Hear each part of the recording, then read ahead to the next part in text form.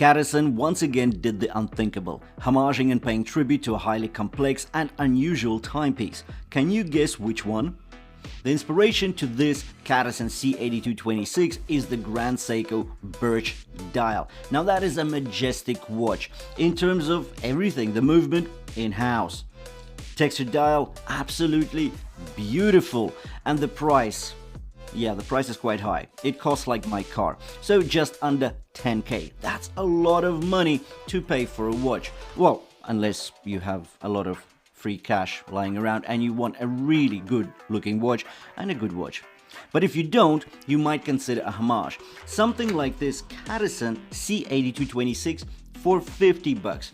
Also automatic, not an in-house movement, just a Seiko automatic here, but we do get other premium components like sapphire crystal and so forth. Thankfully, CADISEN created its own vision with retro side of the GS. The main perks of this timepiece include a complete stainless steel construction, case and bracelet, sapphire crystal with anti-reflective coating. We get a date complication. We also get an exhibition case back and a screw crown. The watch features 100 meters of water resistance. It's powered by a Japanese self-winding automatic, the Seiko NH35. We also get a textured dial that mimics the birch tree bark, vertical ridges replicating the organic look of nature's vision. So definitely an interesting piece for $50. Now the link to the listing is in the description below the video, so do check it out if you're after a sharp price. And now let's dive in and talk about the details of the C8226.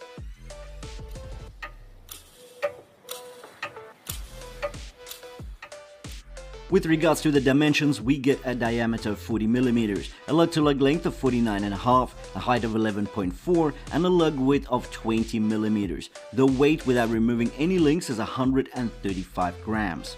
The watch comes in two dial colors, the white or the sky blue, which we've got in front of us. I think both colors look spectacular, yet the blue does accentuate the ridges, lines, and the general texture of the dial better. On my 6.5-inch wrist, the watch looks right. There is no visible overhangs. The lug-to-lug length is well contained and supported by downward-facing lugs. Looking at the flank, you can note the aggressive slant of the lug south, hugging the watch closer to the wrist. The flank is finely brushed, although the transition to the lug hoods is done via a wide polished bevel. As a result, the brushed lug hoods visually appear narrower than they really are. This is the case with many elements of this piece. It's not small in terms of actual dimensions, yet it appears elegant and nimble due to the multitude of design cues that are expected on much more pricey watches. But here we get a lot of elements and we'll cover them in this review. For example, on the right we get a 6 mm in diameter screw and crown. It's signed with a polished tip. It complements the polished styling of the fixed bezel. A point of mention here is the flat ridge of the bezel circling the flat slab of sapphire crystal, almost 1.5 millimeters wide. The flat surface is coarsely brushed, creating contrast and distinctive framing of the glass.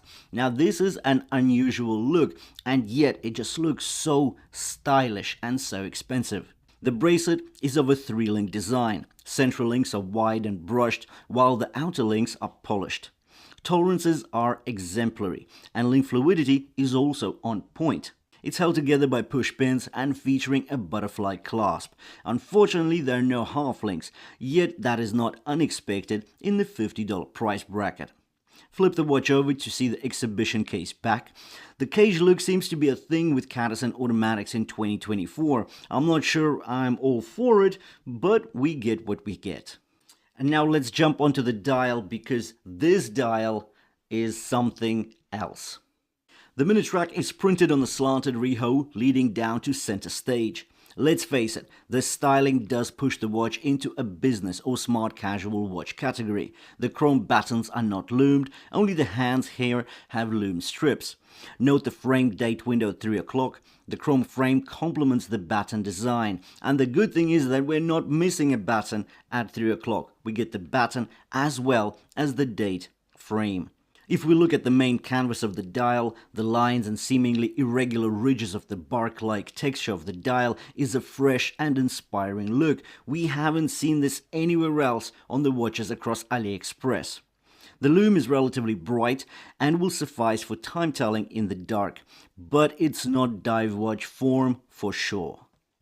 With regards to the movement, we get Seiko's NH35. So this is a Japanese self-winding automatic movement with 24 joules, 21,600 beats per hour, or 6 beats per second. We do get 42 hours of power reserve here.